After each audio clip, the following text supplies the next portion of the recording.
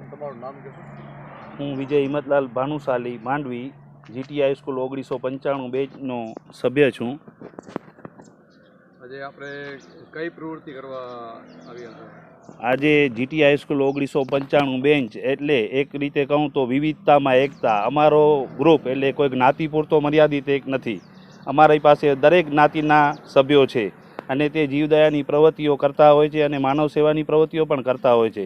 ત્યારે એવા જ અમારા મિત્ર સ્વામિનારાયણ સંપ્રદાય રમેશભાઈ વેકરિયા, જે ખરેખર સ્વામિનારાયણ સંપ્રદાયની વાત આવે એટલે એમના લોહીમાં જીવદયા અને માનવ સેવા તો આવવાનું જ. એની લાગણીને માન આપીને અમે માંડવીથી 16 કિલોમીટર દૂર ખાખર બિદડા હાઈવે ઉપર વિકલાંગ જીવન વિકાસ મંડળ સંચાલિત વિકલાંગ આશ્રાધામ ખાતે આજે જે ત્યાં રહે છે તે બધા આપણે માણસોને ભોજન કરવા માટે આવ્યા હતા અને એનો લાભ લીધો હતો. ત્યારે હું મારા હૃદયની લાગણી વ્યક્ત કરતાં જણાવું છું તમને કે માણસો પોતાના માટે તો બધા જીવે છે. તમે બીજા માટે જીવન જીવી જુઓ, તમને પોતાનું જીવન અનેરું લાગશે. પૈસા બધા કમાઈ જાણે છે, પણ કોઈની દુઆ અને આશીર્વાદ કમાવો તમે તો તમને એમ થશે કે પૈસા કરતાં પણ કિંમતી છે. અને જીવદયા અને માનવ સેવા એ એક એવી પ્રવૃત્તિ છે, એ દરેક દર્દની દવા છે અને એ સારા ડૉક્ટરની ઘર જ સારે છે.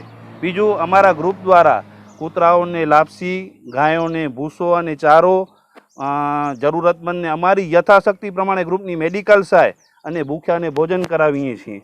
બીજું એક વસ્તુ ખાસ કહું છું કે અત્યારે અમારો ગ્રુપ એ સોશિયલ મીડિયા અને ન્યૂઝપેપરમાં વધુ આવે છે.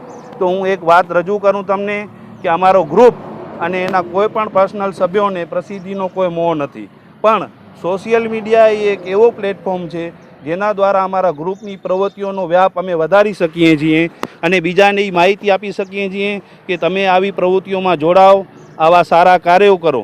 તમારા ઘરે સારા નરસા પ્રસંગો આવે છે, એની ઉજવણી આવી જગ્યાએ કરો. આજે મારા આ પ્રસંગમાં અમારા જીટી હાઈસ્કૂલના સભ્યો દર્શનભાઈ ઓઝા, શિવજીભાઈ પટેલ, જયેશભાઈ, ચંદ્રેશ માલમ, મનોજ મામતોરા, દાતા પરિવાર તરીકે રમેશભાઈ વેકરિયા અને ખાસ ટ્રસ્ટી જે અહીંયાનું સુચારું વહીવટ ચલાવી રહ્યા છે એવા ખુશાલભાઈ ગાલાનો ખાસ સહયોગ મળેલો છે અમને.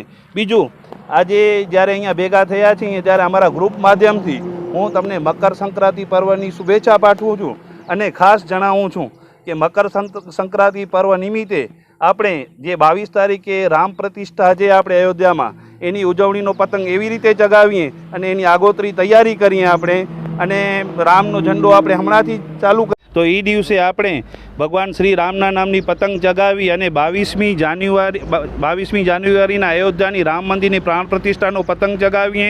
અને બીજું કે આજે આપણે પોતાના ધાબા ઉપર વધુ પ્રમાણમાં ચણ અને પાણી મૂકીએ, જેથી આપણે સમજી લો કે આપણા પશુ પક્ષીઓને કાલે ખોરાક માટે બહાર નીકળવું ન જોઈએ અને એને કોઈ નુકસાન ન થાય. અને મકર સંક્રાંતિ પર્વ પૂર્વ થયેથી આપણે બધે પોતાની સ્વૈચ્છિક જવાબદારી સમજી અને દોડાવની ગૂંચો કે એનો વ્યવસ્થિત જગ્યાએ નિકાલ કરીએ, તેથી તેમને પછી પણ તકલીફ ન પડે. અસ્તુ. હર હર મહાદેવ. જય સિયારામ. જય શ્રી કૃષ્ણ.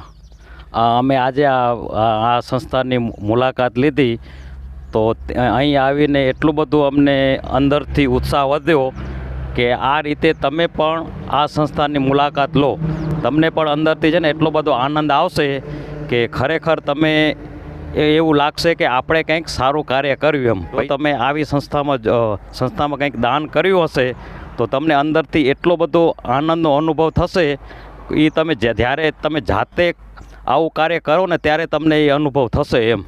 તો જરૂર મુલાકાત લેજો આ સંસ્થાની. અસ્તુ. જય સ્વામિનારાયણ. મારું નામ ખુશાલ ગાલા અને હું છેલ્લા 15 વર્ષથી વિકલાંગ જીવન વિકાસ મંડળ આ સંસ્થા ખાતે વ્યવસ્થાપક તરીકે સેવા બજાવી રહ્યો છું. અત્યારે જે આ વિકલાંગો જે છે એની સંખ્યા અંદાજિત કેટલી હશે? આજની તારીખમાં એની સંખ્યા 13થી કરીને 15 જણ જેવી છે, પણ ઓલરેડી એની સંખ્યા થાય છે અમારી પાસે 25થી 30 જણની થઈ જાય છે. કે જ્યારે માનસિક સ્થિતિના લોકો રસ્તે રખડતા ભટકતા હોય એવા લોકો ક્યારેક આવી જાય તો 4-5 લોકો આવી જાય, 4-5 લોકો ક્યારેક ઓછા પણ થઈ જાય. એટલે મિનિમમ સંખ્યા એ લોકોની 18થી 20 સુધી રહે છે. આ સંસ્થા દ્વારા તમે એ લોકોને શું પૂરું પાડો છો? આ સંસ્થા દ્વારા એ લોકોને વિના મૂલ્યે જ રાખવામાં આવે છે. એ લોકોની જે માનસિક સ્થિતિવાળા જે આપણે પ્રભુજી કહેવાય છે એવા લોકોની દવા પણ માનસિક આરોગ્ય કેન્દ્ર ભુજથી વિના મૂલ્યે મળે છે. પ્લસ કપડાં વગેરે, તેલ, સાબુ, નાવા ધોવાની વસ્તુ, ખાવાની વસ્તુ જે કંઈ હોય તો દાતાશ્રી દ્વારા પણ અમને મળતી હોય છે અને એ લોકોનું એવું ચાલતું હોય છે. દાતાશ્રી દ્વારા સહયોગ સારો મળતો રહે અને તમારા જેવાને જ્યારે પણ અમે કહીએ છીએ ત્યારે તમે વસ્તુ પહોંચાડી જાઓ છો તો તમારો પણ સાથ સહકાર સારો એવો મળી રહે છે. દિવસ દરમિયાન એ લોકોની શું શું તમે સવારથી સાંજ સુધી શું શું એમને વિતરણ કરો છો? વિતરણ તો જેવા દાતાશ્રીઓ જે વસ્તુ લઈ આવતા હોય અને એ લોકોને જે જરૂર હોય એવી જ વસ્તુ અમે દાતાશ્રી દ્વારાથી માંગણી કરીએ છીએ. અત્યારે સમજી લો કે ઠંડીની સિઝન છે તો ઠંડીની સિઝનમાં હાલ ઠંડીના બધા જ વસ્ત્રો એ લોકો પાસે પડ્યા હોય છે તો અમે દાતાઓને ના પાડીએ છીએ કે હાલ અમારી પાસે બધા પડે છે, જરૂરત નથી. અને જે જરૂરત વસ્તુ હોય એ અમે માગીએ છીએ અને એ વસ્તુ અમે એ લોકોને દઈએ છીએ. સરસ. અને તમારા ભેગા જે સ્ટાફ છે એ કેટલા જોડાયેલા છે?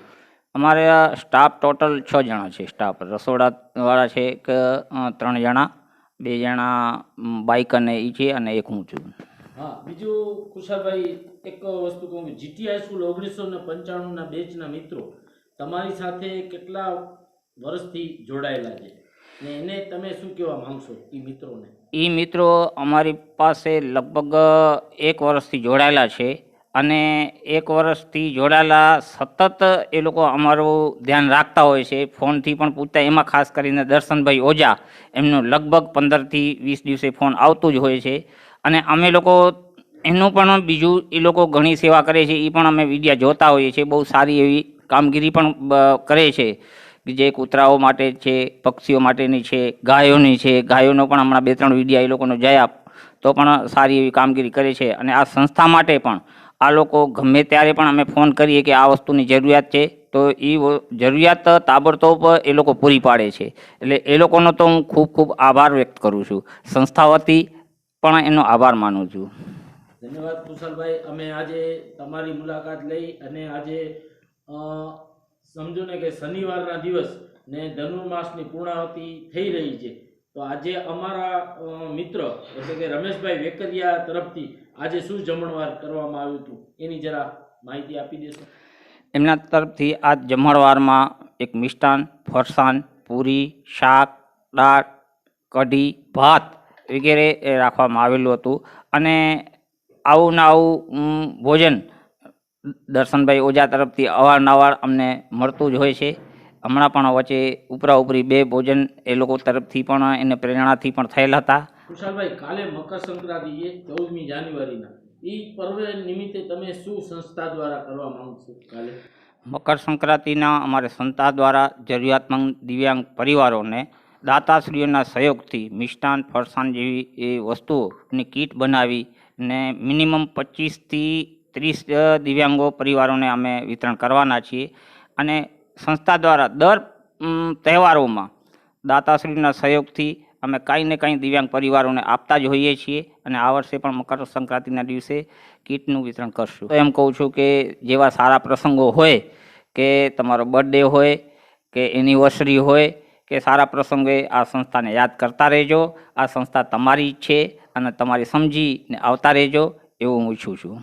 ધન્યવાદ કુશાલભાઈ.